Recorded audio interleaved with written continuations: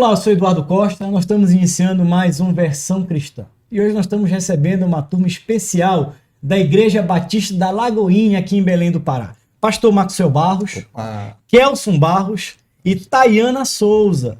E nós vamos falar sobre um tema extremamente relevante para a igreja contemporânea. O tema é: qual o papel do cristão no contexto atual?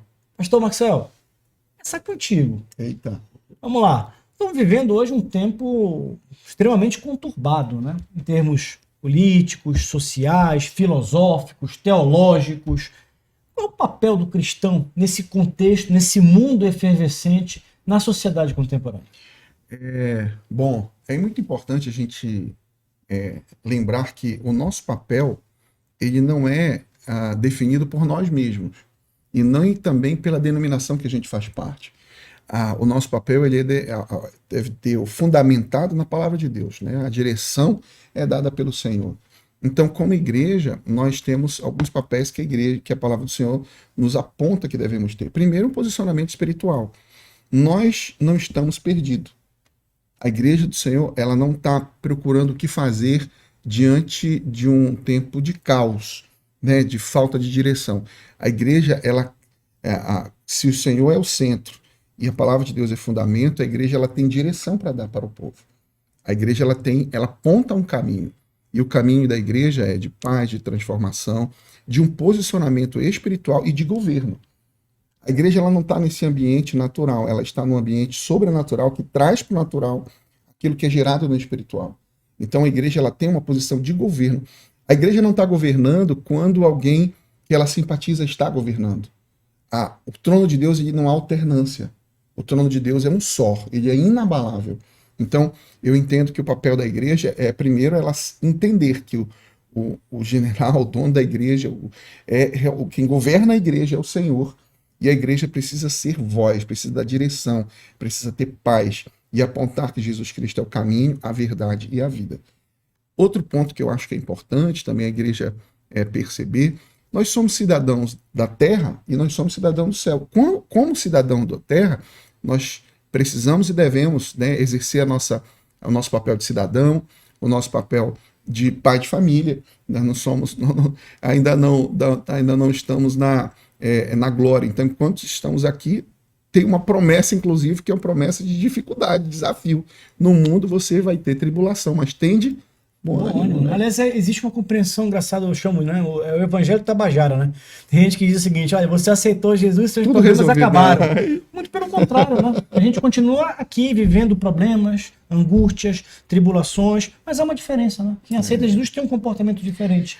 Quando você olha lá em Mateus, que fala daquela parábola do vendaval que vai sobre a casa edificada na rocha e a casa edificada sobre areia, você percebe algo em comum entre as duas realidades. A tempestade vai sobre as duas. Quando vem a tempestade, só que uma vai resistir, a outra não. Então, e a Bíblia, o texto ainda continua dizendo que aqueles que ouvem e praticam a palavra do Senhor é como aquela casa que é edificada sobre a rocha, que vindo a tempestade, ela permanece firme, né? Ela não se abala. Nós estamos vivendo um tempo de muita tempestade de informação, de troca de verdade pela mentira, né, daquilo que é inversão de valores. Tem um texto da palavra de Deus que depois eu quero até fazer questão de ler, para você ver que não são minhas palavras, mas é a própria palavra do Senhor, que fala exatamente desse contexto. Eu sempre digo pro pessoal: gente, não tem nada na palavra de Deus, nada que possa acontecer hoje que não esteja previsto na palavra de Deus, que é uma surpresa para Deus, que é uma surpresa para a palavra de Deus. Não é surpresa, é surpresa para a gente. Né? Surpresa para a gente que está vivendo, estamos sujeitos às surpresas, às coisas que a gente achava algo e de repente não é aquilo que a gente acha. Né? Mas para o Senhor, não. O Senhor está soberano, o Senhor já está lá em 2023, 2024, 2025. O Senhor é eterno. A linha do tempo que ele se move não é a nossa linha do tempo. Né? Inclusive, hoje nós estamos vivendo, no nível de Brasil, um momento muito delicado, né? E eu tenho visto muitos cristãos que estão angustiados, que estão ansiosos, que estão deprimidos. Porque o resultado da eleição que passou não foi o resultado que, o meu candidato não foi eleito.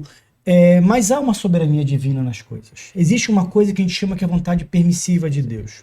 Mas o que eu observo, e eu queria ouvir vocês sobre isso, a igreja mudou, né? A igreja tem se posicionado. Eu acho que existe uma coisa que entrou em pauta, que é chamada cosmovisão bíblica, onde nós passamos a entender alguns anos atrás que a igreja ela precisa, na verdade, trabalhar inclusive a transformação da mente, da mentalidade da sua membresia. E muitos vêm para a igreja sem aceitar ou ter essa mente renovada. Como é que vocês veem isso? Como é que vocês veem o trabalho da igreja na mudança da mentalidade da membresia para que essa igreja se torne uma igreja diferente? Isso hoje a gente identifica, né, no resultado dessas eleições, revela uma coisa da igreja brasileira. A gente tem uma igreja muito evangelizada e pouco discipulada.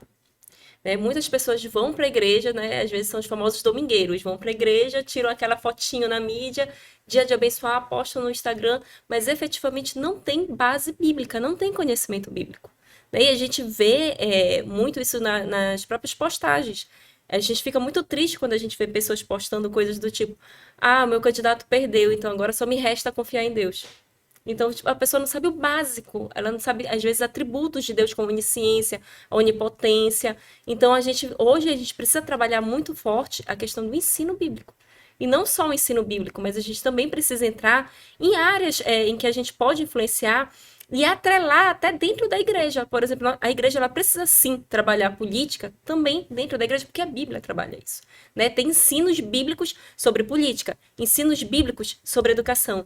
E assim, ir colocando várias áreas em que a Bíblia traz, nós precisamos ensinar na igreja, para que aquela pessoa, junto com a formação acadêmica que ela tem fora da igreja, ela possa se levantar no futuro e ser voz de influência. Ser uma voz de Deus na sociedade. E aí sim a igreja vai impactar. Né? O papel da igreja é transformar o coração e a mente.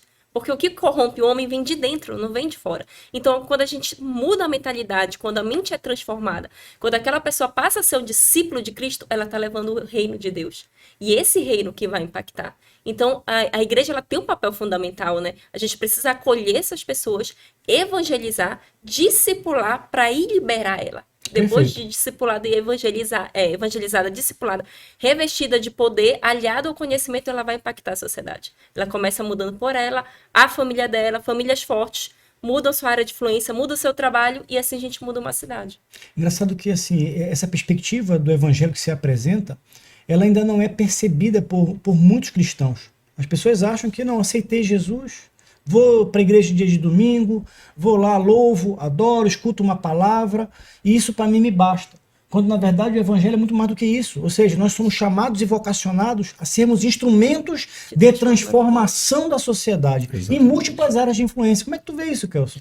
É exatamente isso. Interessante você falar que a gente tem aquele eixo, né? Ali de muitos pontos que a gente precisa orar e se posicionar, como ali a família, a educação, a religião, o governo, a mídia, a economia e a arte, que são pontos importantes, aonde funciona muitas coisas e nós como igreja somos influenciados por isso, como comunicação, como mídia, tudo isso influencia dentro da igreja. Se nós não estivermos posicionados, como a Tayana falou, alicerçado na palavra, isso vai nos corroendo. Ela colocou uma fala interessante: agora o meu candidato não ganhou, agora só me resta Deus. Não, Deus não me resta Deus. Deus ele é o centro. Ele é o núcleo do negócio. Não me resta Deus. Deus ele é o tudo nosso. Se o meu candidato não ganhou, glória a Deus por isso.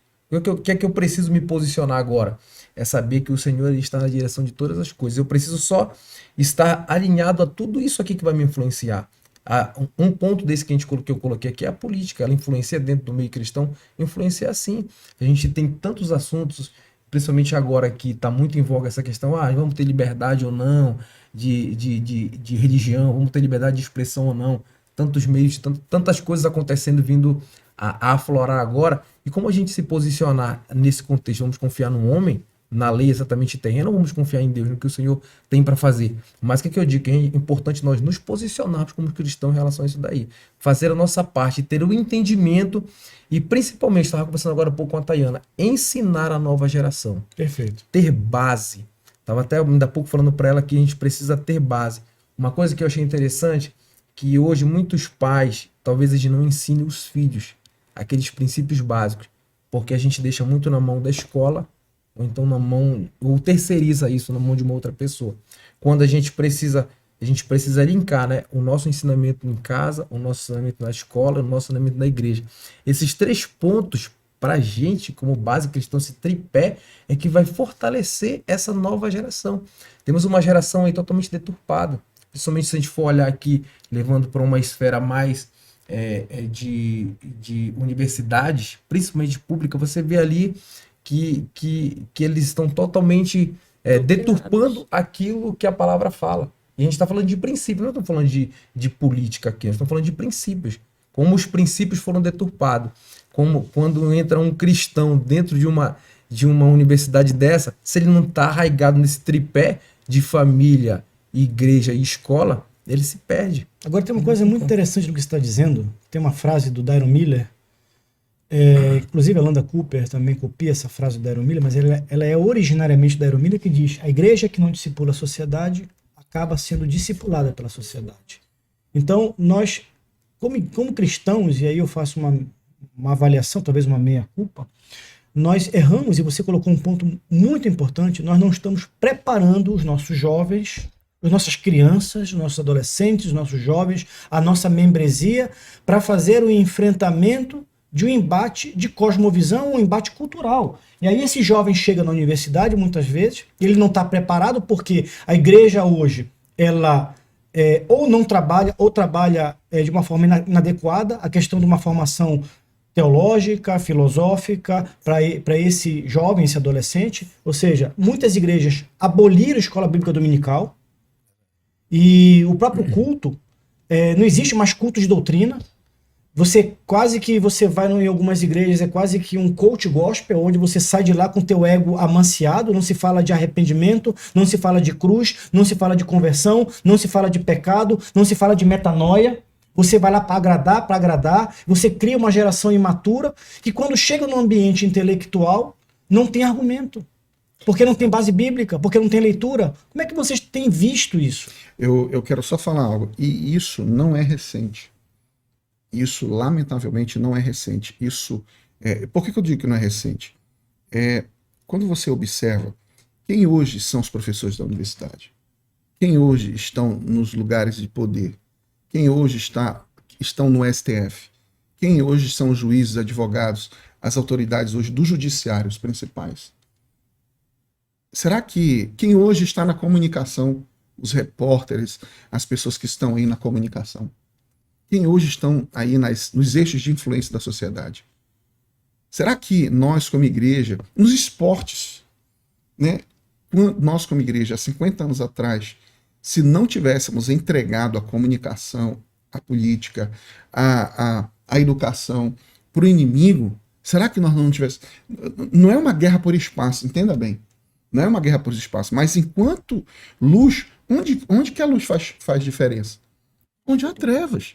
Onde que o sal faz diferença? Onde precisa ser usado num ambiente que não tem sal, né? Então, você ser luz dentro da igreja, você ser sal num ambiente que todo mundo é sal, agora, nós entregamos, nós dizemos, não é pecado ir para a universidade, Jesus está voltando, mas enquanto não voltar, nós estamos aqui que fazer a obra do Senhor e viver hoje como se não houvesse amanhã mesmo, porque nós não temos amanhã para viver. Nós não temos como trazer o passado, isso só tem hoje. Então hoje, o que vier à mão, faz com afinco, faz com dedicação, entendendo que o Senhor nos chamou para ser influência nesses eixos aí, na educação. Por que a gente não pode ter professor cristão? A ciência ela não se opõe ao princípio bíblico, ao princípio cristão. Pelo contrário, a ciência ela não é... Pessoal, porque o que está sendo criado é uma retórica, é um discurso, é uma fala, o pessoal está usando muito agora, uma né? narrativa, uma narrativa de que fé e ciência não se misturam. Olha que só, fé e ciência não se misturam. Isaías 50:20, escrito há mais de 2000 anos atrás. Vê se isso aí não tem a ver com hoje. Ai dos que usam o mal como sinônimo de bem e chamam o bem de mal, que fazem das trevas luz, das trevas e do amargo doce, e do doce o fel.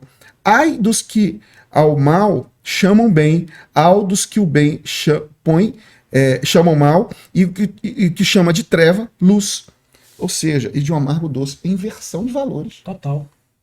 Ai daqueles que dizem, olham para a verdade e dizem, é mentira. e olha para a mentira, é verdade. Aliás, o que nós estamos observando hoje no Brasil contemporâneo é exatamente isso.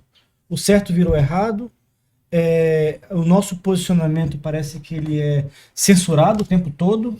Ou seja, ser cristão é fora de moda, é démodé. Você chega numa universidade, o professor vai dizer, olha, você deixa a sua fé lá fora, aqui você não traz a sua fé. Quando a gente sabe que eles, na verdade, estão fazendo isso porque eles têm um interesse em impactar, em doutrinar, em criar narrativas. E, durante muito tempo, eu vou dizer uma coisa para vocês. O cristianismo tem sido o maior adversário de doutrinas políticas como o socialismo, o comunismo. Sim. E esse posicionamento ficou muito claro recentemente no Brasil. Inclusive, hoje é muito claro. Talvez para quem está nos assistindo, se ainda há dúvida, é porque não há profundidade na leitura teológica cristã. Não dá para o cristão ser de esquerda. Não dá para o cristão estar num partido de esquerda. Por quê? Porque são ideias antagônicas. Completamente antagônicas. Ninguém serve a dois senhores. Como é que vocês veem essa leitura? Como é que vocês têm debatido isso? Eu dou uma aula sobre pós-modernidade, que é um tema que eu gosto muito, e relativismo da palavra, né? E aí eu sempre digo para os jovens o seguinte: Deus está acima da ciência, Deus está acima de qualquer ideologia. Deus é acima de direita e esquerda. Direita e esquerda foi uma criação do homem, né, das suas ideologias, mas Deus está acima. Então, toda vez que você for examinar uma ideologia, que você for examinar a ciência, né, você pode e deve crescer cientificamente, fazer mestrado, doutorado, ocupar grandes cargos, mas coloque a lente da palavra de Deus. Substitua a sua lente. Porque realmente o que acontece? Hoje as igrejas, elas não estão preparadas, é uma realidade. Por exemplo, sumiu palavras de criacionismo, uma palavra bem explicada. Sumiu a área de apologética. Dificilmente tem mestres apologetas que vão realmente ensinar as pessoas a defenderem as razões da sua fé. Sumiu gente que consegue, por exemplo, pegar as filosofias e rebater. Não tem. Hoje a gente tem uma variedade muito grande de palavras evangelísticas. A maior parte das igrejas que não tem EBD são cultos evangelísticos, quando não é campanha, quando não é corrente, e não tem assim uma doutrina mais sólida. E aí, quando esse jovem chega, ele passou a vida inteira até tranquilo, estudou em colégio confessional, ia para a igreja porque os pais eram líderes. Quando ele chega numa universidade, o mundo se abre para ele. Um mundo que ele não está acostumado. Ele não está acostumado E ele é confrontado, biblicamente. Né? Exatamente. Ele não está acostumado biblicamente porque ele não foi ensinado. Na igreja ele só via as historinhas bíblicas e palavras evangelísticas. Ele sabe evangelizar como ninguém. Solta um filho de crente, ele evangeliza rápido em qualquer lugar. Mas quando ele é confrontado com algo que ele não tem ensinamento, aí ele se cala. E aí, como dentro da universidade ele vai ter contato com a ciência, e de uma maneira que a ciência, lógico, ela é provada e ela é argumentada e rebatida, e provada, argumentada e rebatida, ele começa a achar que realmente os pais são retrógrados. Que a Bíblia é retrógrada, que aquilo foi escrito há tantos anos atrás e hoje a ciência está provando o contrário, quando na realidade não. Quando a gente vê pessoas que se levantam como, por exemplo, a Dalton Lourenço em criacionismo, grandes apologetas e até teologia internacional, como a teologia americana, a gente vê que na realidade nós é que estudamos pouco para poder aprofundar os nossos jovens, para que quando eles cheguem lá, eles consigam destruir as vãs filosofias. E não perder a mente cativa a Cristo. Não perder a mente objetiva a Cristo. Então, se eles não conseguem fazer isso, a cosmovisão deles não é a bíblica. Eu vou pegar esse gancho dela, que ela citou a Dalton Lourenço, e ele fala, Loureiro, né?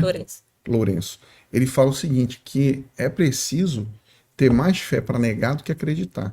Porque quando a gente vai olhar, por exemplo, o ambiente que a gente está aqui, tem uma expressão que a gente diz assim, a gente conhece o autor pela obra. Né? Então, quando você vê um texto, uma poesia, você pode identificar, né, o autor pela obra dele. Quando você ouve uma música, você identifica a voz do cantor, nem precisa colocar aí a legenda, quem é que está cantando, você já identifica quem é o cantor, ou seja, você identifica o autor pela obra. Aí a gente acredita que Deus criou todas as coisas. Vamos ver se a gente encontrar na natureza essa digital de Deus. Esse ambiente que a gente está, para que haja a medida dele, eu preciso de 3 dimensões: largura, altura, profundidade. Nós estamos à noite, mas tem de manhã, tarde e noite. A base da matéria, prótons, elétrons e nêutrons. Estado físico da água, sólido, líquido e gasoso. Música, que eu gosto muito, eu sempre falo. Melodia, harmonia e ritmo. será que é uma coincidência? Na nossa cabeça tem 3 sistemas principais: o neocórtex, límbico e reptiliano. Não vamos muito longe. Gente. A ciência tem estudado agora os grandes limiares do processo de criação, desde o Big Bang até o surgimento da vida na Terra. São momentos que realmente definiram a origem da vida na Terra. São fatos tão improváveis. Assim, até a distância da Lua, da Terra, é milimetricamente preciso. Se sair daquela. Aí não podia nem ter vida na Terra. Isso é o caos que criou? Pois é um excesso de coincidência, assim, que só pode realmente acreditar que não existe um Deus criador por trás disso. É um exercício de fé. É preciso É um mais exercício fé. de fé. É de fé. É mais fé. E uma fé cega, completamente cega. Porque a fé em Deus, ela não é uma fé cega. O Senhor, ele te revela. Você, quando começa a ter um relacionamento, você ainda não tem uma maturidade, você vai caminhando e tudo, mas o Senhor, ele te revela, é uma verdade. Você percebe que a Bíblia diz que conhece a verdade liberta. Mas para você conhecer a verdade, você precisa primeiro se fundamentar na palavra. Ou seja, os nossos fundamentos são transformados e gera fundamentos, princípios bíblicos. E aí você vai se tornar discípulo, imita Cristo. E aí sim, nessa caminhada, nessa caminhada da vida, você vai conhecer essa verdade, e a verdade liberta de nós mesmos. Né? Eu creio isso. Como eu estava falando, a gente entrega, né, as áreas de influência, os eixos de influência para o inimigo, dizendo, olha, a igreja tem que se preocupar aqui, das 4 paredes aqui. E a Bíblia fala totalmente de influência, quando ela diz assim, quando alguém chega perto de você e diz que está com fome, tu vai orar por ela? Você não vai se importar, não? Mas ao mesmo quando a Bíblia diz também, o Senhor fala, eu tive frio, tu não me deu, tu não foi lá me dar um cobertor. Né? Eu tive preso, tu não me visitou, eu tive fome, você não me deu de comer. E aí a Bíblia fala, quando é que você teve preso, quando é que você teve doente, né? Quando você faz algo para um dos meus pequeninos, você está fazendo para mim.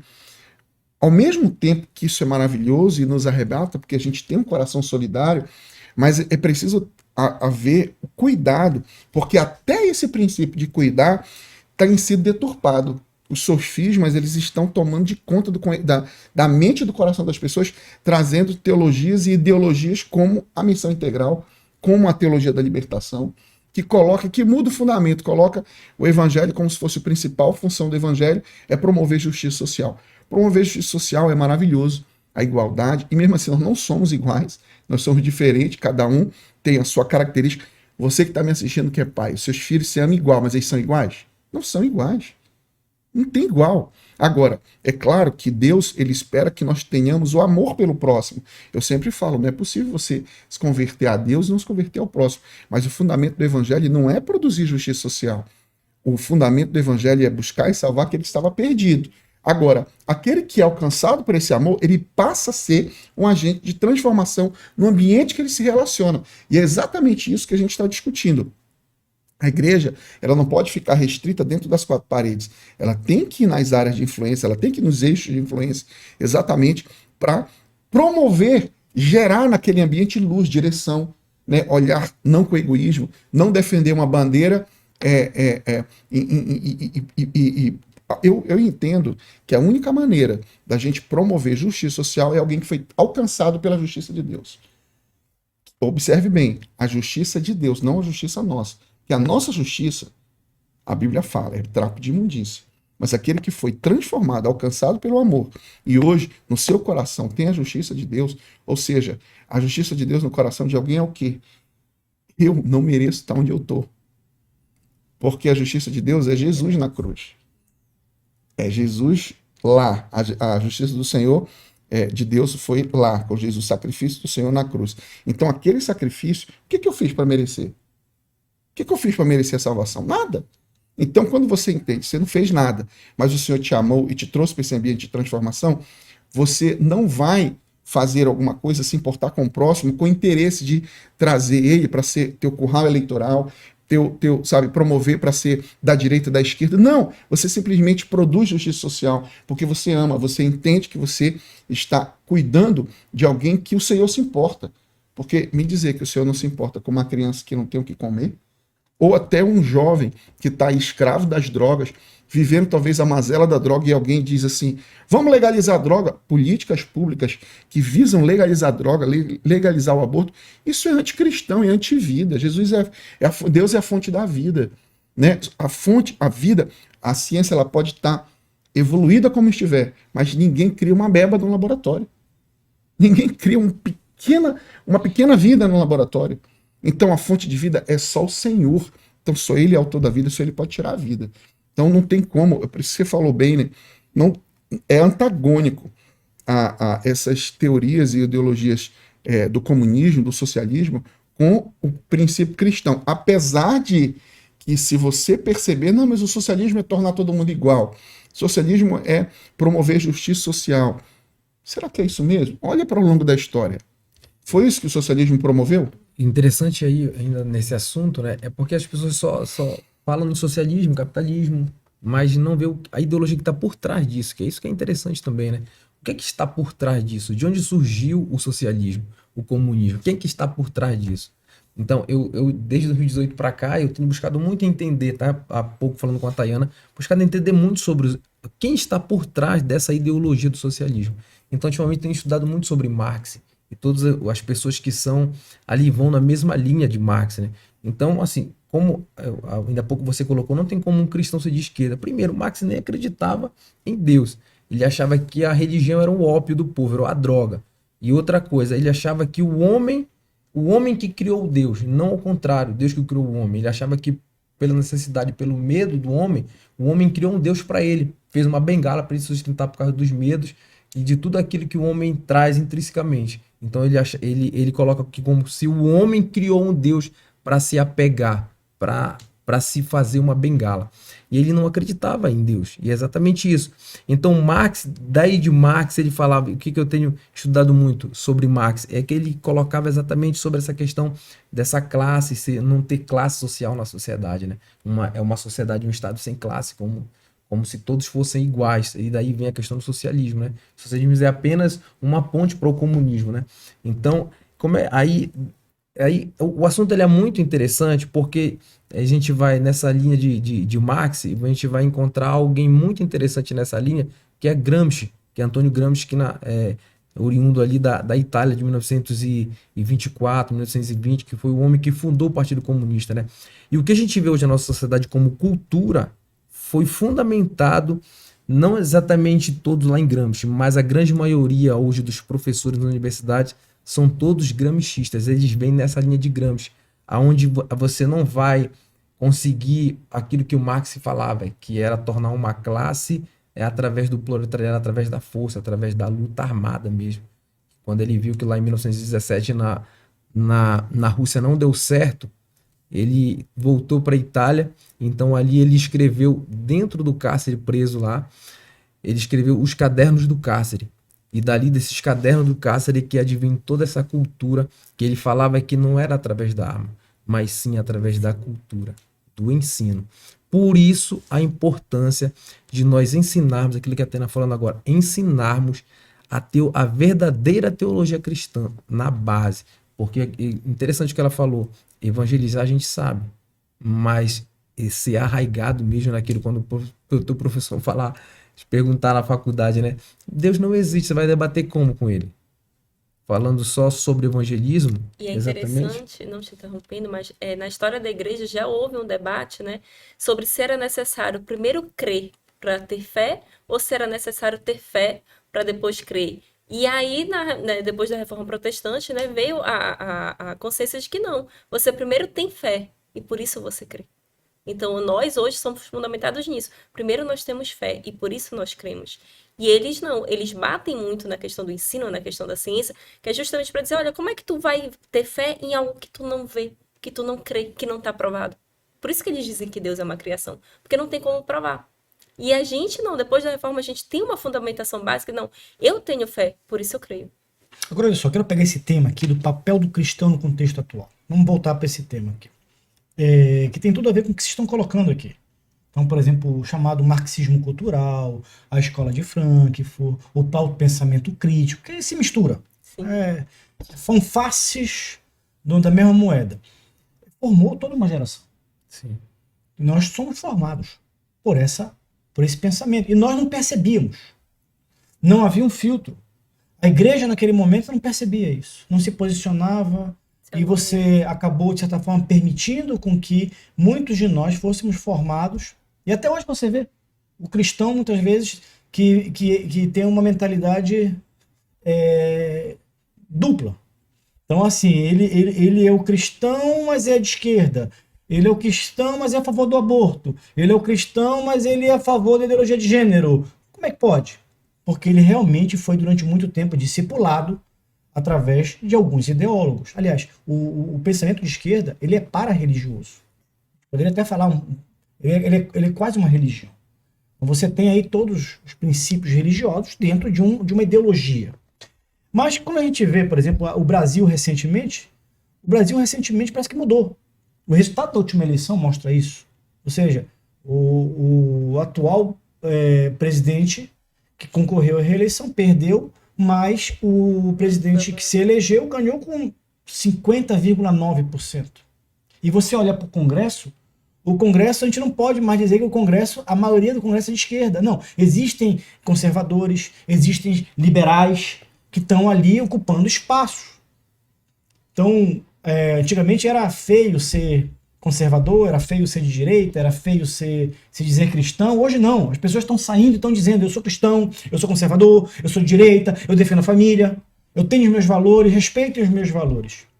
Só que quando a gente olha na política, vou pegar a política como exemplo. Será que nós estamos, como igreja, preparando bons políticos? Será que os políticos que estão sendo eleitos pela igreja estão realmente nos representando de uma forma correta? Será que a gente está preparando bons jornalistas? Será que nós estamos preparando bons professores? Essa é a pergunta que eu quero ouvir um pouco a impressão de vocês sobre isso. Eu quero começar dizendo o seguinte: eu acho que a gente não está preparando pelo seguinte, porque a gente prepara para defender a nossa bandeira, a nossa instituição. Eu entendo que o político ele não deve. O Senhor não nos chamou como cristão para defender uma instituição. O Senhor nos chamou para estabelecer o reino dele no coração das pessoas. Perfeito. Então transcende a geografia, a delimitação denominacional. Não é dentro de uma denominação. O reino do Senhor estabelece dentro do coração de pessoas, eles estão em tantos lugares. Então o político, se você for fazer a reflexão disso, né, o desdobramento disso, o político aí não pode vir com a ideia de defender apenas uma denominação, de promover ações apenas por causa da sua denominação. Mas é que ele foi transformado, entende? Existe dentro dele princípios que são inegociáveis. Ele não consegue se curvar, porque não tem outro fundamento, só tem um fundamento. Então só tem um fundamento. A cabeça dele é uma cabeça de Cristo, o coração dele é um coração segundo o coração de Cristo. Então aonde ele estiver, as leis serão justas. Vou te dar um exemplo disso claro. Nós moramos em um estado que tem um índice de violência sexual infantil absurda, né? A estatística diz que é o maior do estado, das 27 estados da federação. E aí houve uma lei aqui em Belém, lá na verdade veio de Belo Horizonte e veio para Belém o Maio Laranja. Hoje, nos 27 estados, no mês de maio, nós discutimos, o Ministério Público entra, o Judiciário entra, o governo, o Executivo entra, as igrejas discutem, os comércios já estão colocando laranja. O que é isso? Assim como tem Outubro Rosa, Novembro Azul, existe o Maio Laranja, que chama a atenção exatamente para essa questão da violência sexual infantil. Então, observe, isso foi uma lei feita por um cristão. Ele não fez para uma denominação, ele fez para a sociedade. Há uma necessidade de dar uma resposta para essa realidade, de colocar a luz, de denunciar um problema. Então eu acho que nós não estamos, porque a gente precisa, o sentimento de dono, as ovelhas são minhas. Aqui, se eu estou te elegendo, então o teu cargo não é, a cadeira não é sua, é da minha denominação. Perfeito. Fica complicado dessa maneira, né? As pessoas são livres. Então eu creio que nós não estamos preparando de forma alguma, nem políticos, nem professores, nem... Pastor, me permite só fazer um complemento. Durante muito tempo nós ensinamos um cristianismo equivocado. Nós ensinamos dizendo: se você quer servir a Deus, você tem que ser pastor. Se você quer servir a Deus, você tem que ser ministro de louvor. É verdade. Se você for professor lá fora, se você for um economista, um advogado, um político, você está virando as costas para Deus. Igreja e política não se mistura. Eu ouvi durante muito tempo isso, eu carreguei um fardo muito grande. em relação a isso. Até que eu conheci a história de uma pessoa. Vocês devem ter ouvido falar a história do William Wilberforce. William Wilberforce foi um político inglês. Vou contar rapidamente essa história para abençoar quem está nos assistindo aqui. Porque essa história ajuda a gente a refletir sobre muitas coisas. William Wilberforce era um jovem político inglês. Promissor. Entrou na Câmara dos Comuns na Inglaterra e era uma pessoa que tinha uma boa oratória, uma boa retórica, e ele, ao mesmo tempo, ele se converteu, aceitou Jesus, começou a frequentar uma igreja, e ele tomou uma decisão, ele queria servir a Deus. Aí ele chegou para o pastor dele e disse, olha, a partir de agora eu quero largar a política e eu quero me tornar pastor. E o pastor dele virou para ele, não, seu lugar é lá onde você está plantado. Ele falou, não, eu quero servir a Deus, eu quero ser pastor. E o pastor dele armou um momento para ele, um momento especial. Ele preparou um jantar e disse, olha, tal dia vai jantar lá em casa. E ele convidou algumas pessoas sem avisar o William Wilberforce que as pessoas iam. Quem eram essas pessoas? Eram ex-traficantes de escravos e ex-escravos convertidos ao cristianismo. Chegou lá, nesse jantar, ele pediu para que cada um testemunhasse sobre o que tinha vivido, os horrores do tráfico negreiro. E eles testemunharam. No final do jantar, ele virou para o William Wilberforce, o pastor dele, e disse, você ainda quer ser pastor? Eu acho que você tem um chamado. E o William Wilberforce, a partir daquele momento, entendeu que o chamado dele era na política.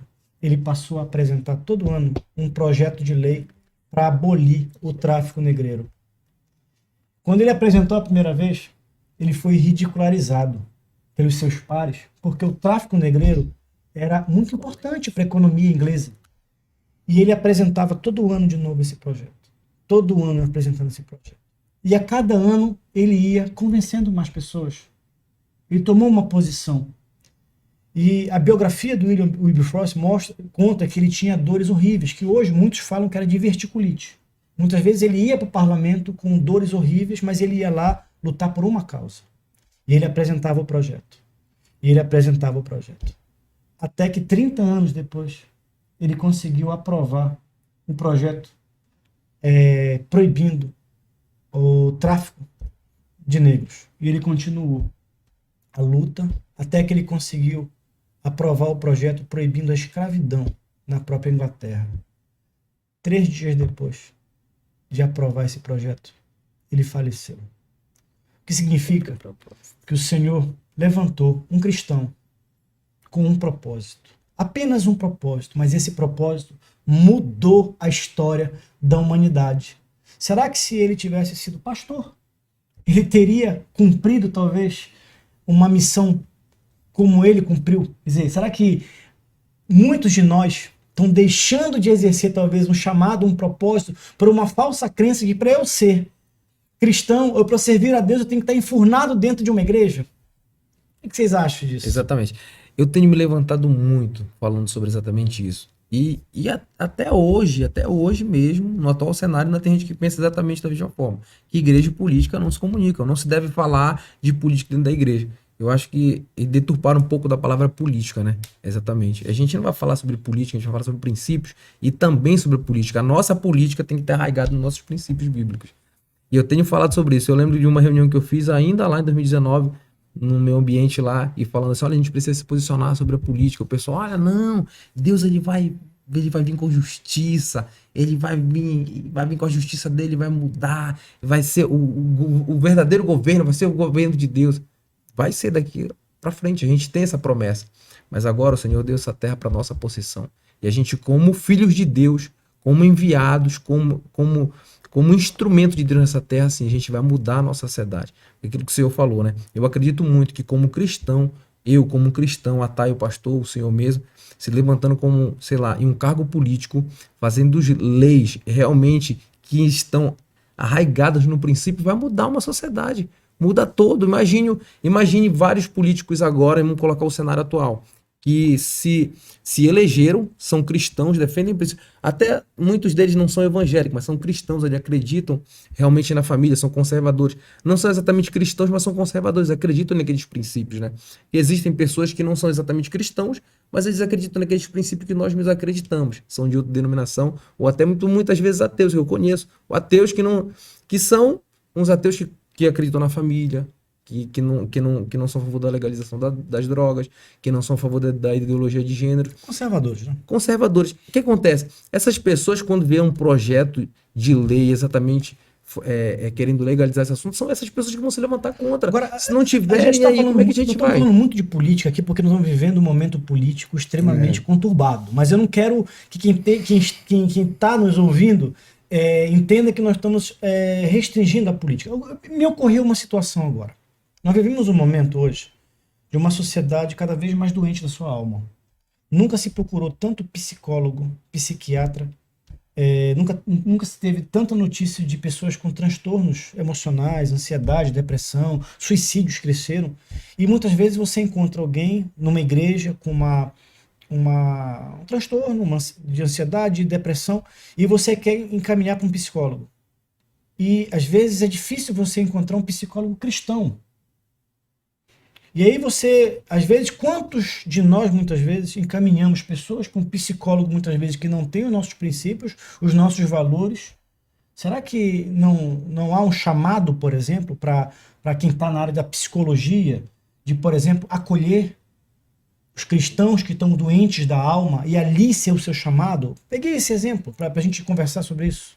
Isso é uma coisa assim, interessante, né? Porque a Bíblia, ela diz que nós temos 5 chamados básicos, né? Mas, por exemplo, você pode ser um grande evangelista sendo uma enfermeira numa UTI ganhando almas para Jesus. Perfeito. Tá ali pessoas que estão já em estado bem complicado, você vai lá, evangeliza, a pessoa nem que seja apertando a mão e diz, aceito Jesus, você ganhou aquela alma. E às vezes você é capaz até de encher um estádio muito maior, sendo um médico, sendo um fisioterapeuta, um enfermeiro dentro de uma UTI, do que às vezes estando na igreja fazendo alguma coisa que Deus não chamou para fazer. Às vezes Deus te levanta como esportista e tu vai para países em que são perseguidos, mas tu como esportista tu consegue entrar e falar de Deus, faz símbolos em jogos de futebol, em jogos de basquete, e em países que, se a gente for como missionário, a gente é morto. E eles fazem publicamente e não sofrem nenhum tipo de sanção. Né? E tem um texto aqui que eu gosto muito, que está em Romanos 13, que fala dos magistrados. E quando ele fala desse texto, ele fala o seguinte, que os magistrados são para servir o povo. Né? Quando ele fala servir, no grego é diáconos. Então, tipo, magistrados, juízes mesmo, juízes, políticos, ou seja, fora da igreja. E eles existem para cumprir um papel, para servir o povo de Deus. Só que o que aconteceu é que a história da igreja, ela veio se desenhando, teve aquela crise, né, do que era santidade, o pessoal correu para os monastérios, aí depois saíram, aí começaram a escrever, a teologia foi crescendo. Só que a igreja brasileira em si, ela veio num grande boom de evangelização.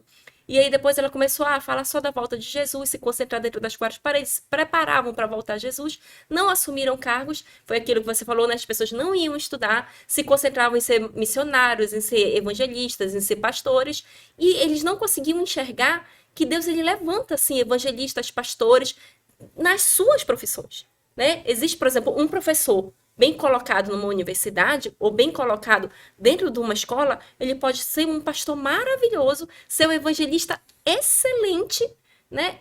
E de repente Deus não chamou ele para dentro das 4 paredes. E às vezes esse camarada não precisa nem falar o evangeliquez. Exatamente. Ele basta testemunhar com a sua vida, ser uma carta aberta que as pessoas observem e ver o que há de diferente nele. Nós estamos falando de assim, algo tão importante. Eu não sei se você consegue assim, entender que a gente precisa... O campo ali está branco. Né? Existem áreas que nós precisamos tomar de conta. Quando eu olho para a arte, quando eu olho para a comunicação, YouTube, por exemplo, onde estão os youtubers cristãos? Hoje, os jovens, o adolescente, você consegue conversar com o adolescente se muito mais ele tem a atenção, você cativa ele muito mais, tem a atenção dele, a audiência dele pelo YouTube, que fica discipulando toda hora, o tempo todo, os nossos filhos dentro da nossa casa, na palma da nossa mão, na palma da mão deles, né? E a gente tem algum tempo, pouco contato, pouco tempo de qualidade com os nossos filhos, e a gente percebe assim, poxa, foi para a faculdade e foi transformado. Ele já foi transformado antes.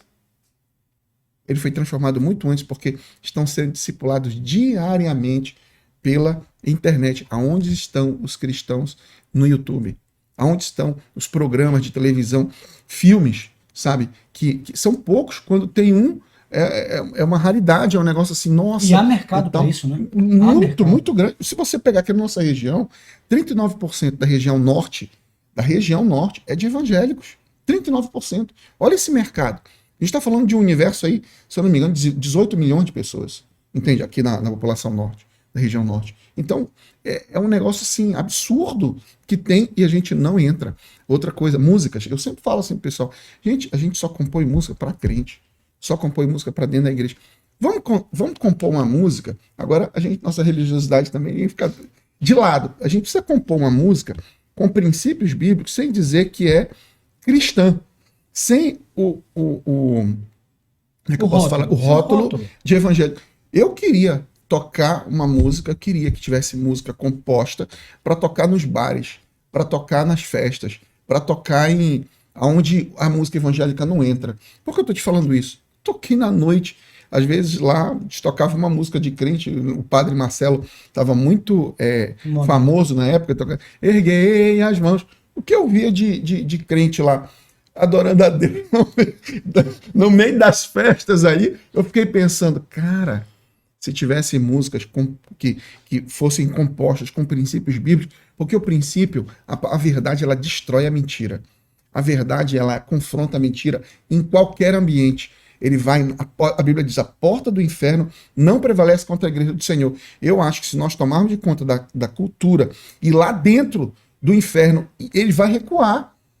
Porta não é arma de ataque, é de defesa. O inferno vai recuar. A igreja precisa avançar, entende? Tomar de conta desse ambiente. Compor, tem música hoje, moda sertaneja, moda sertaneja não, o sertanejo universitário, que fala frontalmente contra a família. Que não vale a pena, enfim, ser fiel e tal. Por que não tem um sertanejo famoso nacionalmente que nem precisa tocar nas igrejas, mas cantar, que tenha princípio? Vale sim a pena ser fiel, vale a pena ter a tua esposa, vale a pena Fala de fidelidade, fala de família, fala de amor, fala de honestidade, né? Por que não pode? Sim. Tá. Não, eu acho que hoje a gente também tem uma outra problemática que a igreja talvez não tenha acordado. Hoje, trabalhar com criança e adolescente da maneira que se trabalhava antigamente. Só contando historinha, né, fazendo pintura, fantoche. As crianças hoje elas já sabem mexer no celular melhor que a gente. Estão quase nascendo mexendo no celular. Você tocou num ponto fundamental. Muitas igrejas estão deixando de trabalhar as crianças, os jovens e os adolescentes. Vou mais longe. Aí você pode ser tradicional e dizer assim, não, mas eu faço curso doméstico de meia hora. A minha criança vai todo domingo para EBD, 1h30. Vai, mas chega na EBD, coloca um papelzinho para pintar. E aí o que acontece? O resto dos dias, ela tá aqui. Então por que a gente não toma conta disso aqui? Por que a gente não enxerga como a gente projeta o futuro e começa a pegar pessoas cristãs para estar nesse futuro? Desenho infantil, né? Os desenhos hoje em dia, o pessoal já está restringindo ao máximo que pode quando faz assinatura, mas os desenhos já têm beijos homossexuais, os desenhos ensinam criança a ser rebelde e várias coisas. E vai chegar um tempo que vai ser difícil segurar. Ensina bruxismo. Não tem quase desenho cristão. Não tem livros de qualidade cristão, não tem gibis cristãos. Então, como que a gente vai ocupar o tempo da nossa criança fora do tempo que ela está da igreja, fora do tempo que ela está na escola? Deixa eu aproveitar e fazer uma propaganda aqui. Claro, por favor. A gente tem, você quiser, a gente tem a igreja, ela considerou de 5 até 7 anos uma faixa etária incrível que de 8 anos até 12, a linguagem já é outra. Então a gente tem o livro de Atos em gibi. Olha que bacana. Para criança de 6 até... A gente quem? Nós, Lagoinha. A gente, aqui na igreja, se você quiser comprar, tem lá na Lagoinha. Você pode acessar o nosso Instagram em @Lagoinha Belém e mande mensagem no direct, a gente entra em contato com você. Então lá você pode comprar o livro de Atos e ele é feito em gibi para criança de 5 a 9 anos. E de 9 a 8 anos e de 9 a 12 anos, esse mesmo livro está feito em mangá. Só que a linguagem deles, eles já gostam de mangá, né? Então nós escrevemos, porque a gente entende que a palavra de Deus, ela precisa estar dentro do nosso coração. Ela precisa estar dentro do coração. Então a criança... A gente fala muito de EBD, eu só queria rapidinho tocar nisso. A gente fala muito de EBD, mas eu creio que a gente precisa sair, observar e se perguntar, será que é só na EBD que a gente ensina? Será que a gente não tem outros cursos? Será que a gente não tem uns outros ambientes que a gente também tenha a audiência? Porque, às vezes, a gente quer submeter as pessoas no nosso formato. Mas a sociedade ela tem uma dinâmica de comunicação e de movimento que, às vezes, não, só é crente se você vir para a IBD.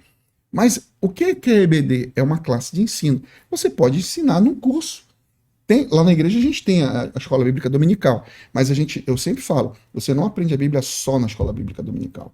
A gente tem os cursos, tem curso para criança, tem curso para adolescente, tem curso para jovem, tem curso para casado, tem curso para solteiro, tem curso para tudo, para noivos, e tudo isso são fundamentos bíblicos.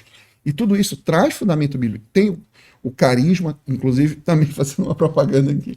A partir de fevereiro de 2023, o Seminário Carisma vai estar em Belém, Seminário Teológico mesmo. Você também pode pegar a informação aí, @Lagoinha Belém, no nosso Face, nosso Instagram, melhor dizendo. Ele é um seminário da Lagoinha. Da Lagoinha, um seminário da Lagoinha. É nível superior, nível... É o nível superior. Curso livre? Não, é um nível superior já.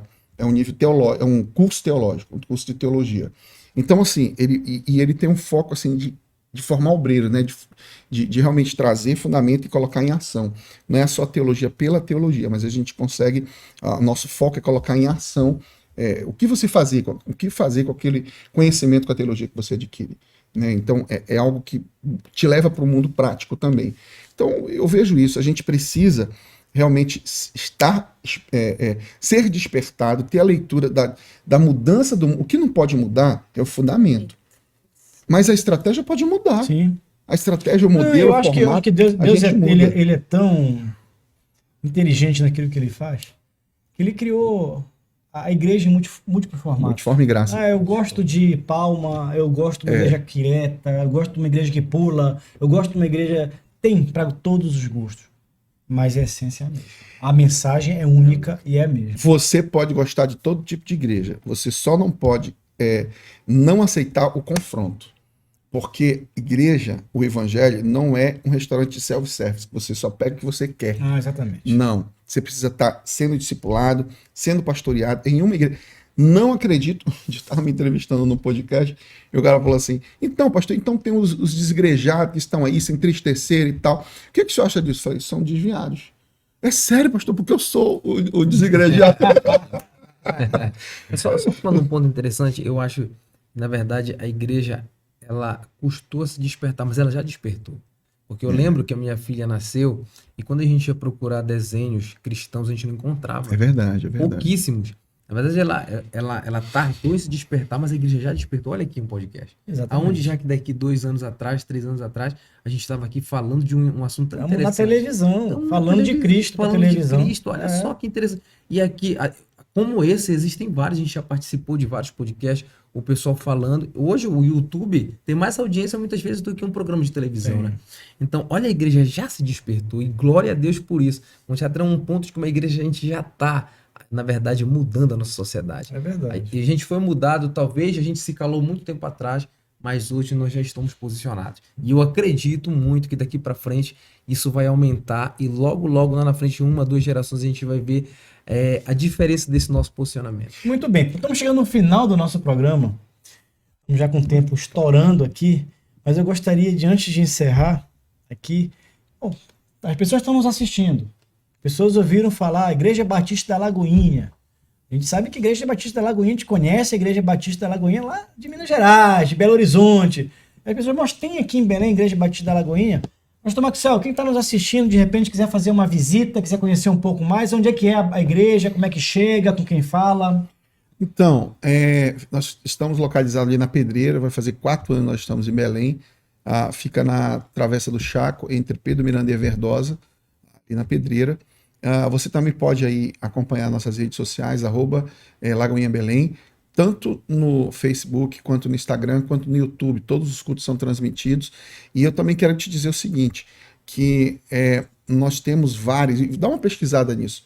Eu estou falando assim, o povo cristão tem vários canais de YouTubers, vários, por exemplo, eu estava observando um dos programas ou de projeto infantil mais visto, de mais audiência no Brasil, é os 3 Palavrinhas. Sim, Foi o Samuel, fantástico, foi. fantástico. O Samuel lá da Lagoinha de Orlando que fez. Então, olha a quantidade de bilhões de visualizações. 3 palavrinhas É um negócio quase absurdo. que uma coisa que toda criança tem que assistir, 3 palavrinhas, pô. Que Deus crie, que você seja incentivado. Nosso objetivo é esse.